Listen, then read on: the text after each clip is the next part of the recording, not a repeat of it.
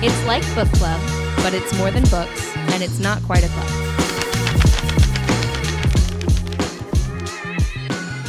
So I made everybody do an Omegaverse quiz before we started recording today. My lovely co-hosts, both, I'm happy to announce, are betas, which means that they're regular people. But the quiz is low-key insulting when you get beta as your answer. It's like, you're not a main character, but you make a good sidekick. Okay, I'm offended now. Yeah, I mean, it really is so insulting. It really does say, like, you're not a main character, but I guess everybody needs friends. So sorry that I'm a normal person. Well, this is where I'm happy to announce my coming out moment. I am an Omega.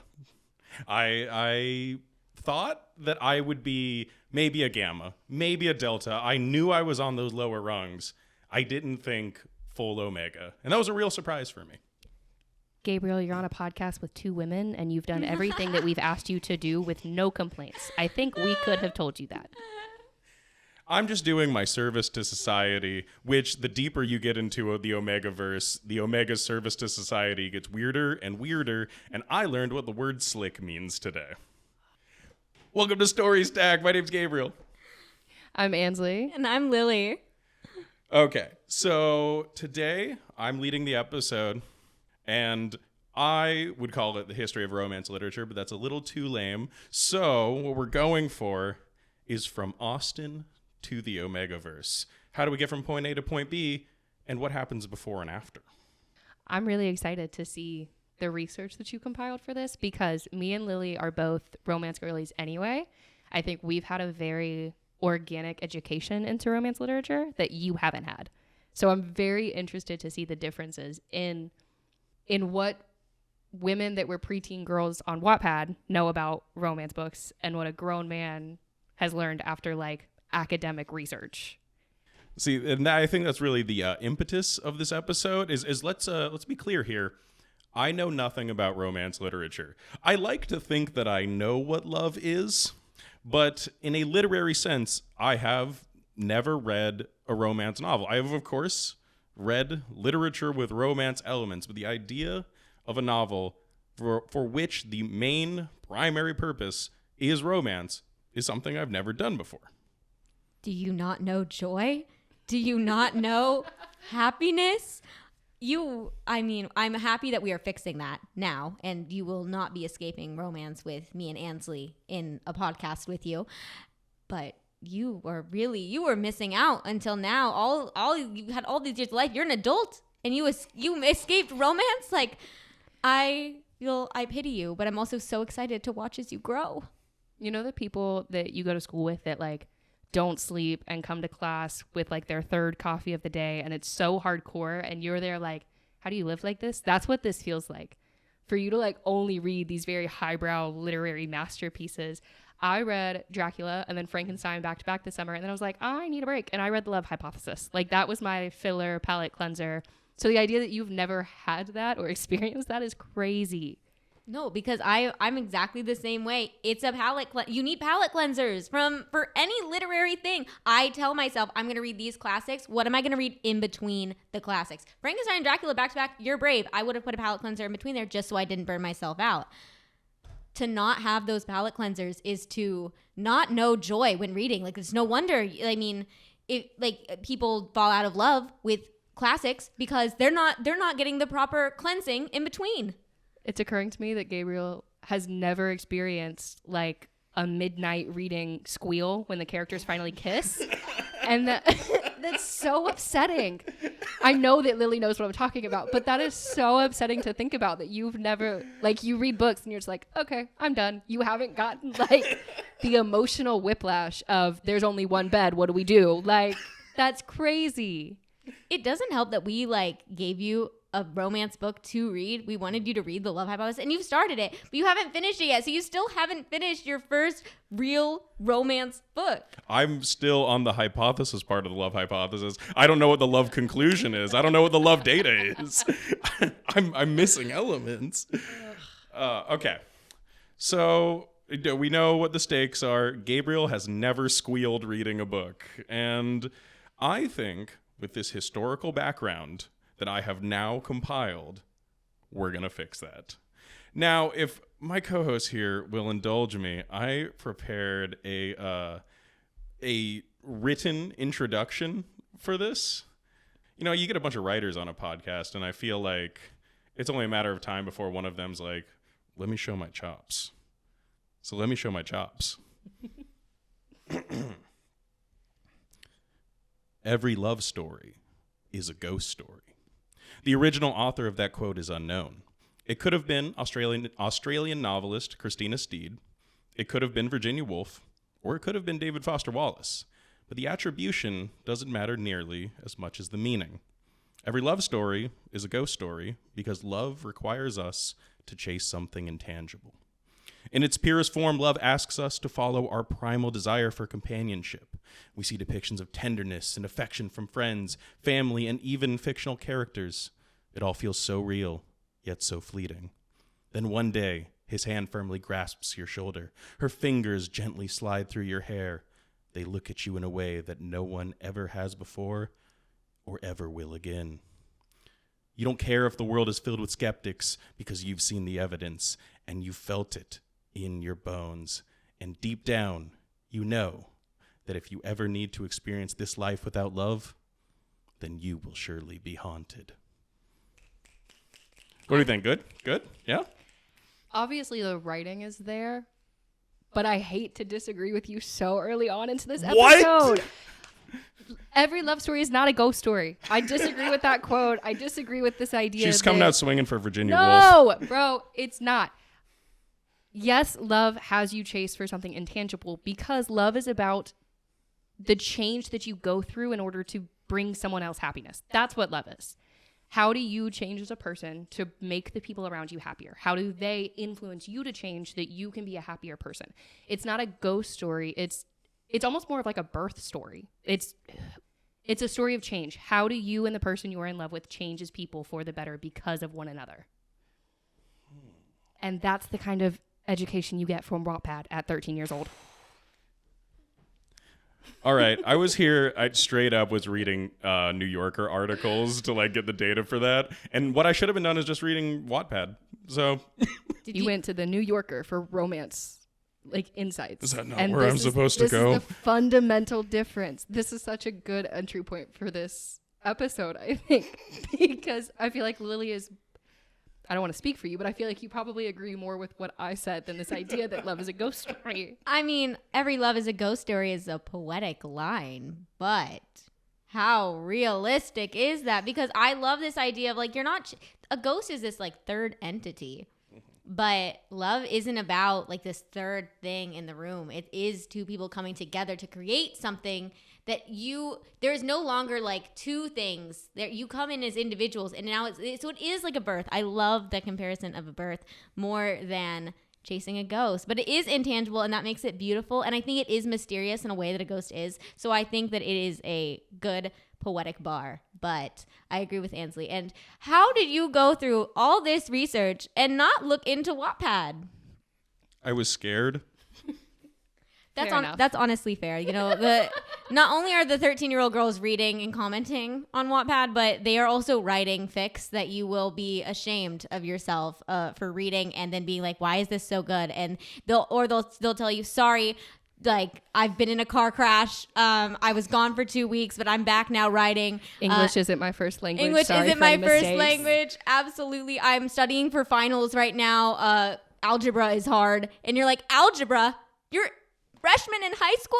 I mean, I took it in 8th grade, but like they're these young, like they are another form of beast. And you as someone that like, I mean, us as writing majors, I'm sure a lot of us like want to write books or a book at some point in our lives.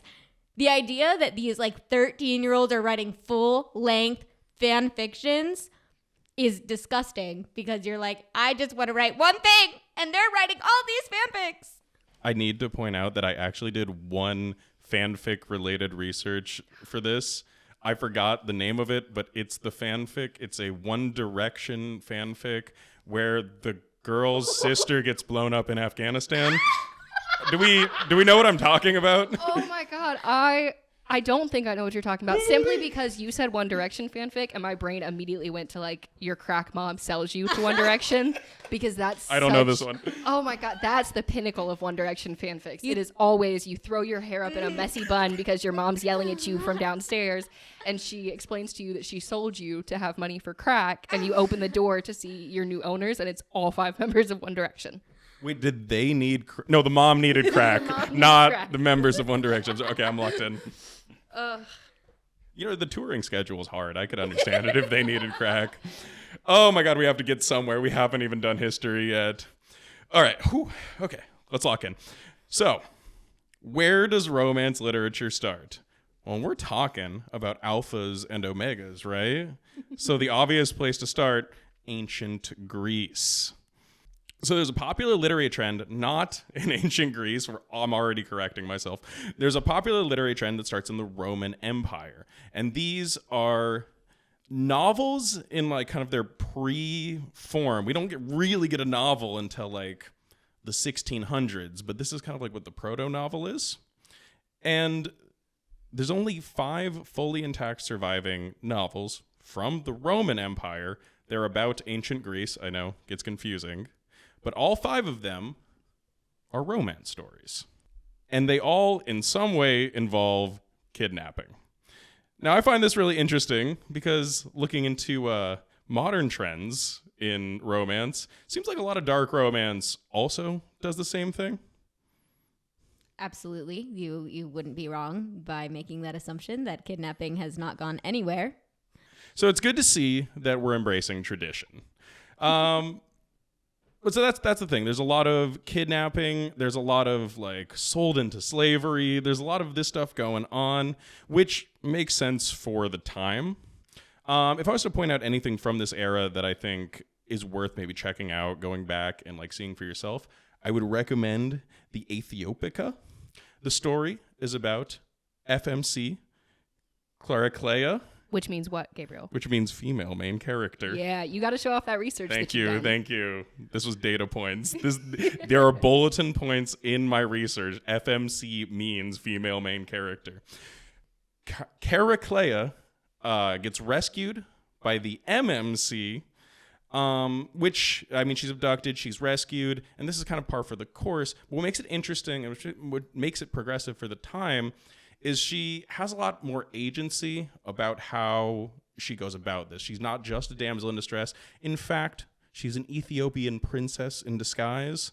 So there's intrigue. There is kind of like the start of romance literature right here.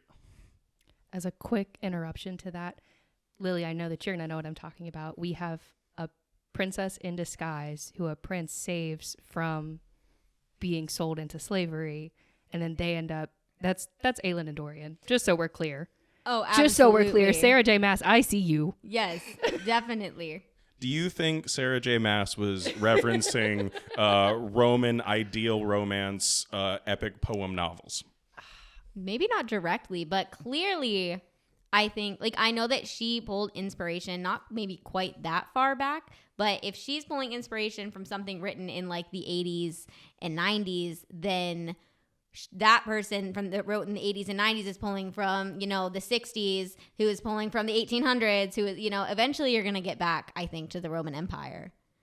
It's fascinating how you can do all these deep connections. It's almost like, you know, in some way you could put it the other direction, and maybe somehow Gerard Way connects to Ellen DeGeneres, but I don't know. Yes! Oh my God, are you giving me an in to talk about this? Because I'll talk about it. I just don't want to interrupt your history. You know, we're going to get to the 2000s, you know, at the tail end of this podcast. Can you hold it in? I can. All right, great. All right, so we're passing the Roman period. Before I get out of this, I should point out that the main focal point of all of these romance stories is chastity. It is wildly important throughout the course of the story that the couple stays chaste, and it isn't until the end that anything gets resolved sexually. Now, as a person who hasn't read much romance, I don't know if that has changed since, but I get the feeling that we've gotten a lot more raunchy since the Roman Empire. Absolutely. You'd be, yeah. So Basically now, if you are reading a romance book that is not a closed door romance, it is expected that about like 50% through the book is like the first time something's gonna happen sexually between the first two main characters. Like I guarantee if you go on any like romance book on Kindle Unlimited and you go to the 50% mark, you're probably entering a sex scene. Now, there's terms for this, right? Like when you're looking at tags and stuff for your romance books. There's tags for like what type of romance it is. So like the most common I'd say right now is enemies to lovers is a really popular one. But then you have like friends to lovers on the other end of that. When you get into like the fanfic world, there's a lot more. So like soulmate tags and stuff like that, hurt comfort. Like there's a whole, when it comes to romance, especially with fanfic, like you are there for a purpose most of the time. You are specifically seeking out a very specific type of plot line, and it's just interchangeable characters that you're reading about basically. So everything is divided on tags and like what the point of the story is. This is where my interest deviates so much because it's so hard for me to even fathom reading something based off of tags. We'll get there. You know what? We're indoctrinating me into the system. We'll get there, but that's going to be a hurdle. Here, like such an easy, the love hypothesis is you're about halfway through it, and obvious spoilers for the love hypothesis. Enemies but at to this lovers. point, it's fake dating. That is a really popular trope. Olive is her name, right? Yeah. Olive. Yeah. Olive and Adam are fake dating because they both have their own like agendas to accomplish within it. They both get something out of this arrangement, but inevitably, when you're fake dating somebody, you develop real feelings. That would be like if somebody was like, "Hey, I want to read a fake dating story," I would recommend the love hypothesis because that is the structure that romance takes. And I also want to, like, it wouldn't be enemies to lovers because they're not really enemies. I mean, on Olive's side of things, like, maybe there is some frustration with Adam or feeling like he is her opponent in some ways, but they are ultimately working together. And you haven't finished the book, so I'm not going to spoil anything beyond that. No spoilers in this episode unless the stories are 2,000 years old. Okay, so an interesting thing happens culturally, and that's the fall of the Roman Empire. And I know that's romantic. Personally, really gets me going.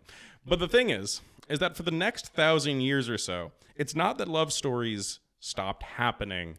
It's that they really stopped being written down. So we don't really have literature so much as we just have vocal stories that are passed down through tradition. So we're basically going to skip all the way to the 12th century, and we're looking at France. This is your knightly courts. This is fair maidens, gallant knights, wars being fought every other day, and what a perfect breeding ground for romantic literature. In a lot of ways, we still haven't left 12th century France.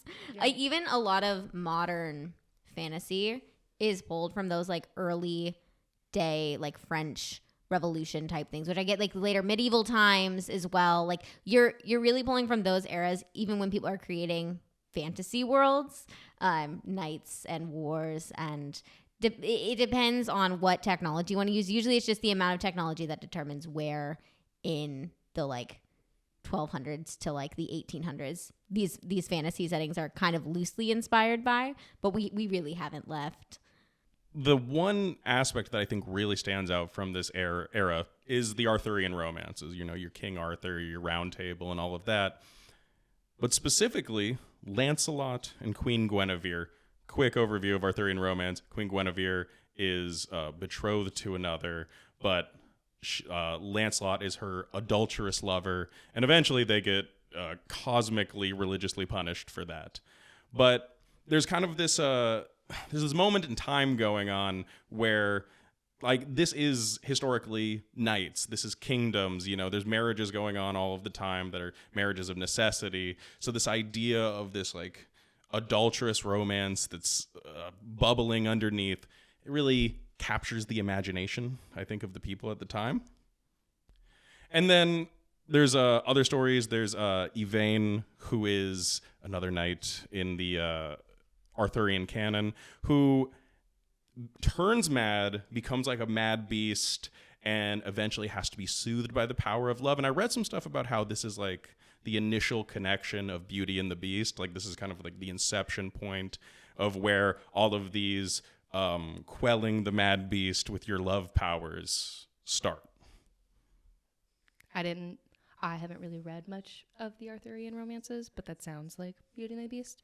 And it honestly, to continue just throwing in modern references, the idea that we got like, look at me, this isn't you, stop, this isn't you, is tied back to Arthurian romances is hilarious. The thing I realized going over this is all of the romances of modern day, it's really just respecting tradition. Like we've been doing this since day one. And I think there's no better moment to point that out than Marie de France, who is a poet at this time. And she is, as far as I can tell, literature-wise, the progenitor of shape-shifting animal romance. So one of her most famous stories is about a knight who turns into a bird. And I was reading over the story before we did this episode, and let me tell you, there is a lot of feather ruffling that happens in that story. And I was just like, I was cheesed about it. I was just like, man, all the furries, like, they're justified. Like, we've been doing this since 1200. We've been doing this from before. In ancient Greek myth, Zeus turns into a goose and impregnates a woman, right? A swan. A swan. Thank but you. We hate, that's gross. Right, that one's bad. Story stack, where we find a way to justify furries, but not Zeus. Absolutely not. Not Zeus. Percy Jackson fans in the house. The Percy Jackson fans are going to be against Zeus too. Yeah. We hate the Greek gods, okay? Uncle Rick literally threw every single punch he could at the Greek gods in those books. Not a single Percy Jackson fan like Zeus. We do not protect Zeus here. Fuck Zeus. All right, moving on. So we're skipping out of the 1200s France. We're moving into the early Renaissance. And I really wanted to point out the Decameron from here. Okay, so what the Decameron is, it's a collection of short stories similar to the Canterbury Tales. But what makes this interesting is that the framing device of this is 3 men and 7 women get stuck in a villa while the plague is happening around them, and they all just tell stories. But in the stories that they tell, a lot of the stories that the women are telling are romances. We got to get the start of like gendered interest in romance. Like I kind of get the impression that's what the Decameron is kind of this point of like these women are really interested in romance, which it seems like that's continuing on to modern day as well. Well, I think that makes such a good point too, because you kind of brought up earlier that a lot of marriages during this time were of necessity, and it was women that didn't have a lot of agency they were sold. Like, women were sold into marriage. It was a business deal between the men involved. I mean, the tradition of your father giving the bride away is rooted in this idea that it was a piece of property. And so I think that part of it is that it was women seeking to escape their reality in a romance of their choice. And so that's why they were reading romance. And it's the same reason why, like, modern women, I think fanfic is still a really great example of that same phenomenon happening, because you have a canon story of whatever type, and you have these 13-year-old girls on Wattpad who, you know, are between their algebra and chemistry lessons are typing stuff down really quick because they had a story that they wanted to do something different with and had the agency to do that. Write your One Direction fanfic. Embrace tradition. Your ancestors were doing this. You're justified. Everybody on Wattpad, they don't know nothing. Okay, you're the real G. Oh my God. Moving forward. So the next thing I want to point out is something near and dear to my heart, which is Don Quixote. That comes around in the 1600s, and famously in Don Quixote, the main character is in love with Dulcinea, who is not particularly real. She's a figment of his imagination, but he does all of his knightly quests for her love. But also, in the story, everything is for his, like, knightly love. So he takes all the things going on around him. Like, there's a great part in early parts of Don Quixote, where he meets two prostitutes, but because he's a gallant knight, he assumes that they are noble women of virtue, and he tries to impress them. So we're getting our first real satire of romance, which I think I need my co-host to weigh in here. Looking through modern romance, I can't tell what's real and what's satire. Like, where are we now? I don't think that there's necessarily an expectation for fictional men to be exactly like real men. I think that there is this talk on TikTok and social media where it's like there's this almost hate on romance because like men can't compete and like that's not real, blah blah blah. But when women complain about the way that men portray women in books, women are usually complaining because it's demeaning them. It's not giving them enough credit or agency or acknowledging that their intelligence. But when men are complaining about men in fictional books, it's, oh my gosh, but like he makes her come 3 times in a row. That's not possible. And wait, what do you mean he has emotional intelligence and can actually hold a conversation? What do you mean he remembers her favorite flowers that she told him when she was 16? Some of it's unrealistic, but also some of it is like, it's just women wanting to be seen and paid attention to and the acknowledgement that like maybe someone does actually care. So I think that when people are complaining about like what is satire, if to be unrealistic is satire, because that's what I'm assuming that's where we're going with it, is men being portrayed unrealistically and thus that makes it satire. I wouldn't call it satire. I would just call it a dream. I mean, it's a fantasy. It's no different than like a romantic fantasy. It's just this one's on paper and has character and plot. I think that a big part of it is we're seeing romance get really, really popular mainstream right now with women that are in, our age range and a little bit above that. And we're the same women that grew up hearing the Disney princesses and this like unrealistic fantasy level of love. And I don't think, a lot of book talkers that are married women in very happy relationships with their husband are some of the biggest romance readers, talk about all the things that they read. I think we're reaching a point now where it's not necessarily used as an escape all the time. It's not turning to fantasy because the men in your life are like incapable of reaching up to that and measuring up to that. I think it's still just the fantasy of the story itself, if that makes sense. Like I enjoy reading romance, but I love my boyfriend to pieces and he does so much for me and he is like fantasy levels of man. Like he's fantastic. And so when I read these stories, it is in no way me feeling like he doesn't measure up so much as just me enjoying the feeling of like giggling and kicking my feet when I read a really well done enemies to lovers. I agree. I've never once as a romance enjoyer, I have never once been like, oh, this sort of man is what I need and my boyfriend's not measuring up. No, because he like totally does. And I feel as much love as I feel like main characters must feel in these romance books. I just love seeing other people, these characters. I love seeing these characters get the love that I know that I feel deep down too. I think there's something beautiful in that. I think that's a big part of it too, is that it's a level of empathy. And I think it's because empathy has always been labeled as more of a feminine trait that women were just in the position to experience that anyway. And I think men are not incapable of feeling empathy, but because this has been labeled as such a feminine thing and romance books have been labeled as such a feminine thing, men just don't know to enjoy it or like know that it's available to them too. Because it's like you're saying, like this must be what a main character feels like in one of these romance books.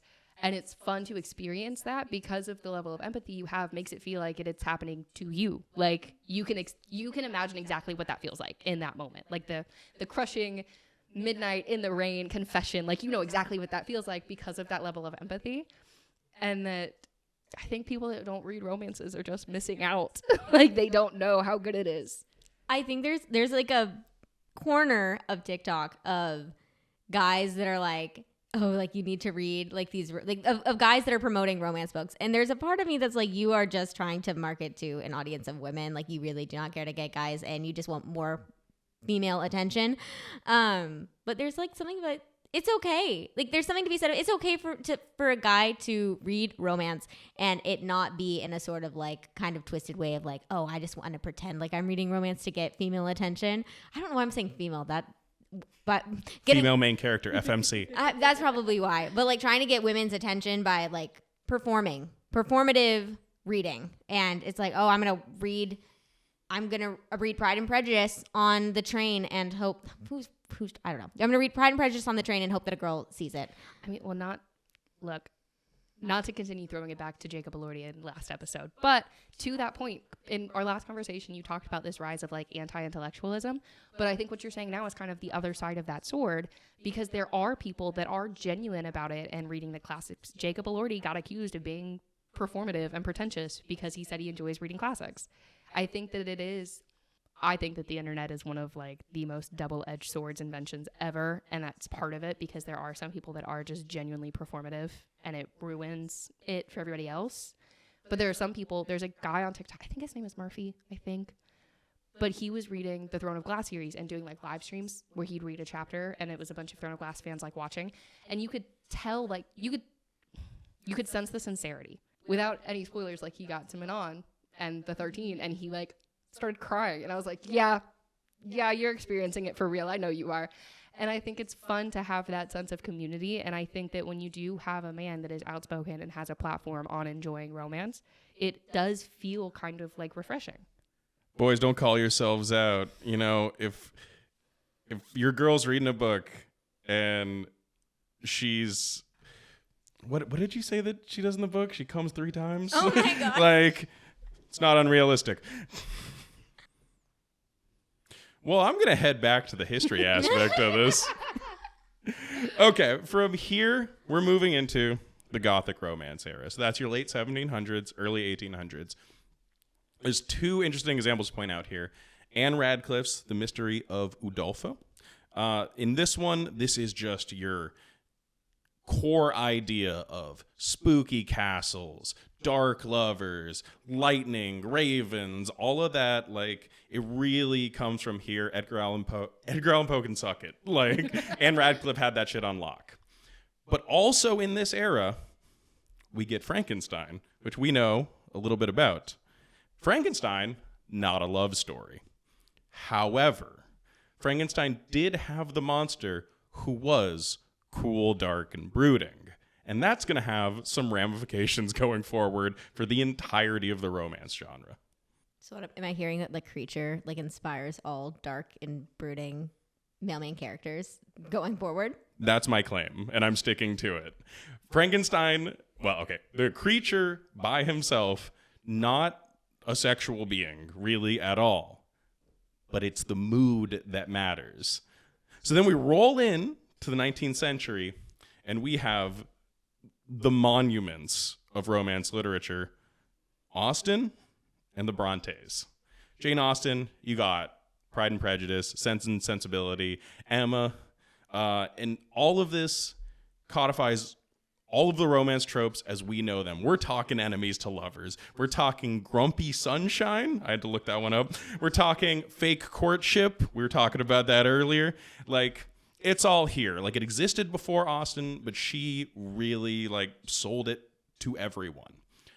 And we also get Emily Bronte, who basically just takes brooding dark Frankenstein and turns him into a romantic option with Heathcliff in Wuthering Heights. I mean, dude, this guy is moody, obsessive, toxic, brooding, morally gray. He's all of the things that you want in your dark romance. And Emily Bronte was just there, and she just created it out of the ether.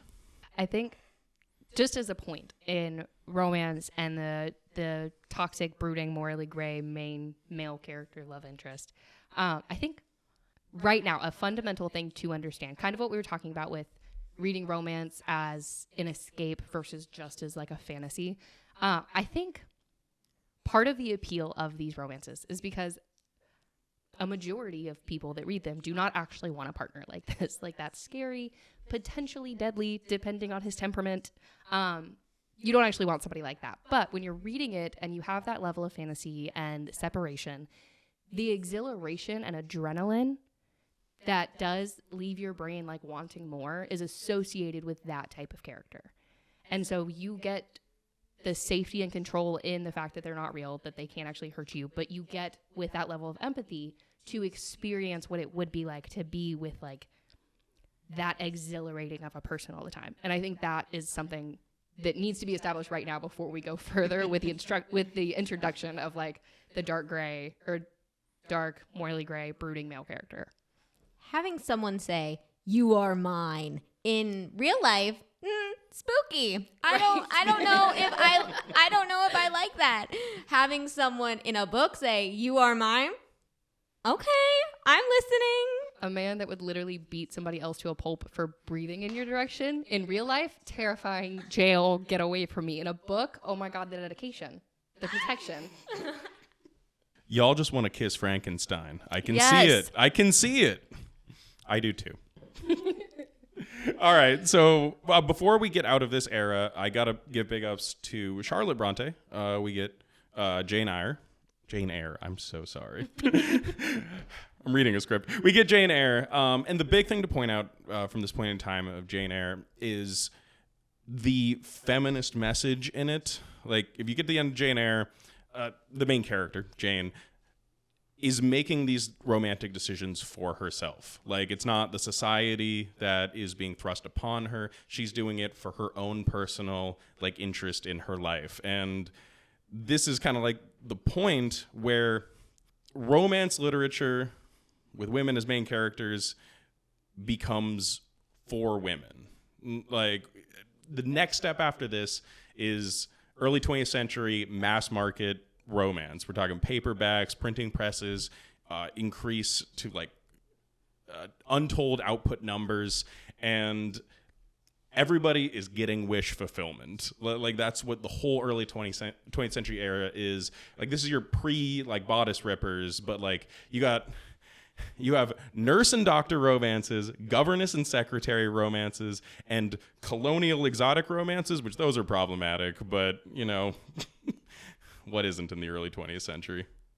So we move past that, kind of go through the bodice ripper era with, you know, Fabio on the cover, and it gets really salacious, and takes us to what I think is the most important moment in modern romance literature. And that is 1966, to boldly go where no man or woman has gone before. That's right, Star Trek. I have to admit, I have to confess, I have never watched Star Trek, so I really don't know where you're going with this. I have, but I haven't watched like all the content of Star Trek, but it has been years. I know that I have seen Spock like on screen before. Could I tell you what was actually going on in that scene? Probably not. And all I remember is I don't remember romance, but you can very much prove me wrong at this moment or show me how that is going to impact the romance genre as we know it. Now, what if I told you that Star Trek is the reason that we have the Omegaverse? Please continue. All right. At this point, I'm going to be transparent with the audience. I'm reading off the Wikipedia page. But you know what? That's research. I'm sorry. Clarification. You're on the Omegaverse Wikipedia page. Oh, yeah. That's fantastic. I didn't even know there was one. The concept of mating and heat cycles among humans was popularized in the 1967 episode Amok Time of the original Star Trek, and it introduces the concept of Ponfar, the Vulcan mating cycle, wherein Vulcan males must mate or die. And this singular concept became such a popular point for the Star Trek fandom, and especially the women in the fandom, that it grew and grew and grew through Buffy the Vampire Slayer fics, Twilight fics, Teen Wolf fics, Harry Potter fics, until we get the Omegaverse of today. Now, can one of my co-hosts describe exactly what the Omegaverse is? I'll take this bullet. I'm putting you on the spot. So, essentially, it is this universe of like fanfic alternate universe. So an AU takes characters from different fandoms and then puts them into a different setting with different rules. Essentially, the only things that remain consistent are the character's name and like relation with other characters, and then their characterization. But they could have completely different backstories, whatever. You're kind of working with the same character. The Omegaverse assigns, I don't even know exactly what you would call it, like classifications? There's like it's a hierarchy, kind of, but it's not, because some of them don't fall in the hierarchy. Right. Basically, it is a set of, I'm going to call them classifications for a character. Most prominently, it's alphas and omegas. So an alpha character is one that is typically assigned to characters that are headstrong, leaders, in charge of things, whereas omegas are more of like an emotional, like not dependent necessarily, but definitely more submissive to the alpha character. And for the main like point, these are most prevalent in like werewolf fics. So if you have a story that is already rooted in werewolf stuff like Teen Wolf or the Harry Potter stuff, if there's already werewolf characters, it's a really easy jump to just bring in the Omegaverse elements. But other times you have a fandom that has to go to like AU territory and it turns characters into werewolves. Like it's pretty much a fundamental thing that if you're in the Omegaverse, your characters are werewolves of some sort. Now, I do feel on this podcast, one of my purposes is to speak for the men. So I know a lot of guys out there may have heard of the Omegaverse and may marginally know what it is. I cannot stress to you how popular this is. Like, if you go on fanfic websites, it's everywhere. And there's a lot of interesting stuff happening here culturally of like why this exists. And I hope my history here, that was the whole point of it, is to bring us from classical romance to this fascinating moment in time of where romance literature is and what is popular. But I hope this kind of illustrated that, as strange as it is, and I'll call it strange, it didn't come out of nowhere. I mean, we had, in the 1200s, people shape-shifting into birds and a lot of feather ruffling going on. We had dark and broody Frankenstein that got turned into a dark and broody real person. And, like, it's just not too much of a stretch that at one point the global sensation Star Trek would have a speculative biology episode that would unlock these things that were just kind of like seething under the surface of romance. I also think such an incredibly important point to that is, like, yes, part of it is just kinky, like, sexual satisfaction. But a very big part of it is, again, the romantic fantasy of a love interest being so devoted to you that it is almost animalistic. That's what it is. That's the point of it. So yes, the smutty fanfics are just there for satisfaction, but the ideas behind the Omegaverse are rooted in that. And I think that using werewolves as kind of the primary point for that, you could argue that werewolves are very much based on the female experience, with the idea of the moon cycle, with the first calendar in history being a 28-day calendar because that was a menstrual cycle. There are very obvious connections there if you dive into it. So using that as this focus for a very, very popular modern romance trope, I think speaks for itself. But I also think you see it in modern media without necessarily realizing that that's what it is. And I would be remiss if I do not bring up Twilight right now. I think, as a regular viewer, that Jacob imprinting on Baby Renesmee is weird. But I understand a little bit the rationale behind it in the idea that it is not a romantic connection. It has the potential to grow into that, which is weird, but it is the idea of devotion is the main function happening there. That's what he feels for that child. He is her person. And I think that is what is fueling most of the Omegaverse. Can I please talk about my pipeline now because I brought up Twilight? We need a majority vote. Lily, can she talk about her pipeline? Yeah, I suppose that we Yes, can okay. bring up the pipeline. I now. guess. Yes. Okay. So chances are, if you are online at all, you've heard of the 9/11 to Ellen pipeline. But in the chance that you haven't, because one of my co-hosts had no idea what it was, I will gladly explain it to you. 9/11 happens. Not going to make a joke of that. It was a tragedy. We know. a man is in New York and watches the towers go down, and he feels so impassioned about he needs to do something bigger with his life. He needs to do something meaningful. He needs to change the world, sort of stuff. It's Gerard Way, and he goes on to form My Chemical Romance, who put out their first album like a year later, which goes on to completely change what grows to be considered the emo music genre, with this like vampiric aesthetic in their first album, You Brought Me Your Bullet, or I Brought You My Love, You Brought Me Your Bullets, I believe is the title of that one.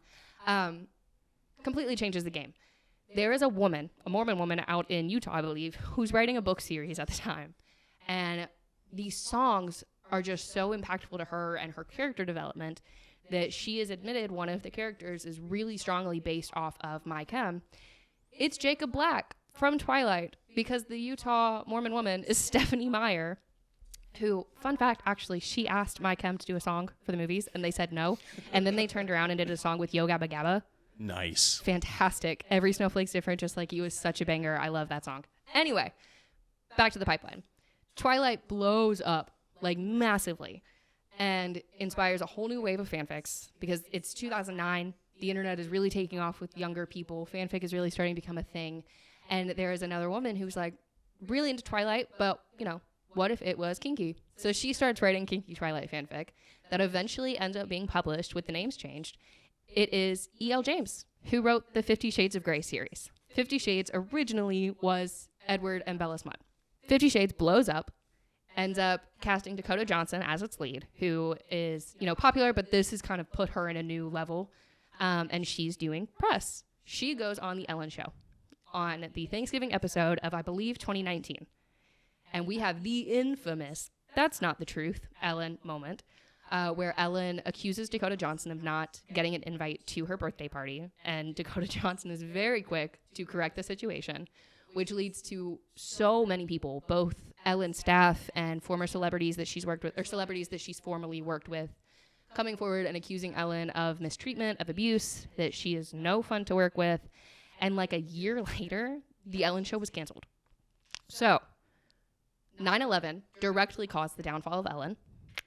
But beyond that, I think a really important tie back to this conversation is that this entire pipeline would not exist if it was not for the female fans that popularized each point of this timeline. My Chemical Romance, an emo band that, yes, has its connotations of being more related to men and emo little boys in the early 2000s, but was also a really safe space for a lot of women and young girls in the beginning. Twilight blew up because of women. 50 Shades blew up because of women. And it would be incorrect to dismiss these things as silly or, you know, girly, whatever, it doesn't matter, because these things not only had such a significant cultural impact, but economically had a huge impact. These movies brought in billions of dollars because of a female fan base. Well, even now, like the publishing industry, romance as a genre is predominantly funded by women, read by women, talked about, promoted by women.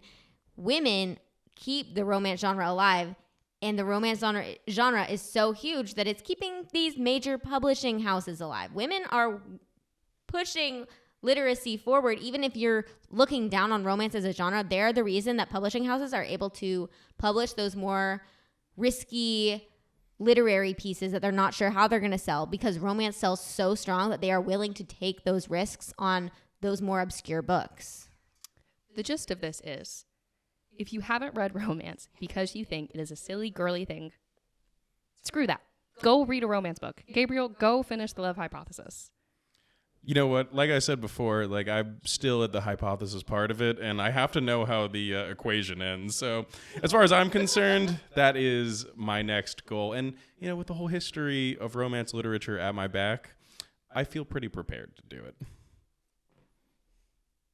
I have to give a quick note of a couple things. Okay, yeah. This was the history of Western romance literature. I didn't even touch Asian fiction. Yes, it's literally called The Romance of Three Kingdoms. Okay, we're I can only do so much. We barely even talked about 21st century romance. That's just because the moment the internet hits, this became out of control for me to research. I did my best. You did a great job. Thank you.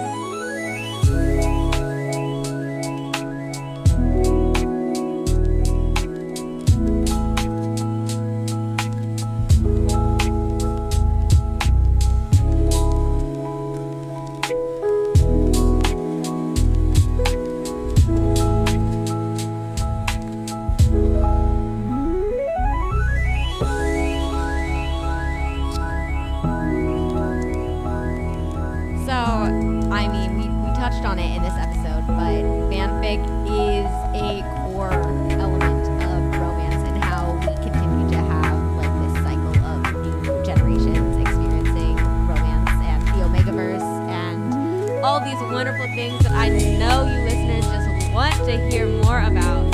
We have seen a lot of fanfics being turned into traditionally published works and even pushed into movies, and that has become a kind of popular thing. I can think of 3 Dramini fanfics alone that were traditionally published within the last year that have just caused a lot of talk, good and bad. So I definitely want to talk more about how fanfic is changing from what it used to be into what it is now,